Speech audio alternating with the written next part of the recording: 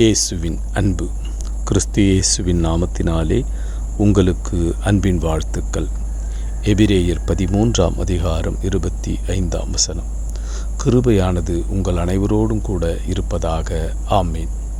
ஆம் பிரியமானவர்களே, கர்த்தர் உங்கள் மேல் கிருபையாயிருக்கிறார்.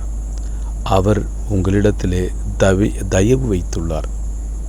ஏனென்றால் கர்த்தர் நம்மேலே இரக்கம் வைத்தது நிமித்தம் நாம் செய்த தப்பிதங்களுக்கும் பாவங்களுக்கும் தக்கதாய் நம்மை தண்டிக்காமல் அவர் நம்மை மன்னித்து நமக்காக ஜீவனை கொடுத்து நம்மை மீட்டு கொண்டிருக்கிறார்.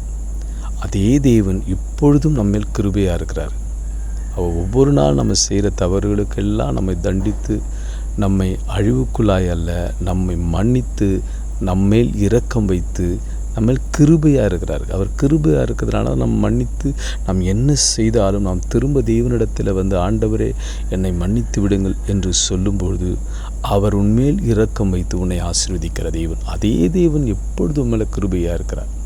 அப்போ அந்த கிருபைக்கு பாத்திரவானாய் நாம் இருக்கும்பொழுது தொடர்ந்து நம்மை பிடரியை கடினப்படுத்தாதபடி அந்த கிருபையை நாம் பெற்றுக்கொள்ளத்தக்கதா, இரக்கத்தை அனுபவிக்கத்தக்கதான தேவனிடத்தில் அனுக்கிரகம் பெற வேண்டி நாம் நம்மை தேவனிடத்தில் விட்டு கொடுத்து அதற்கு தகுதியுள்ளவர்களாய் நாம் இருக்கும் பொழுது கர்த்தருடைய கிருபை நம்மளை விட்டு விலகாதபடி அவர் பாதுகாத்து கொள்ளுவார்.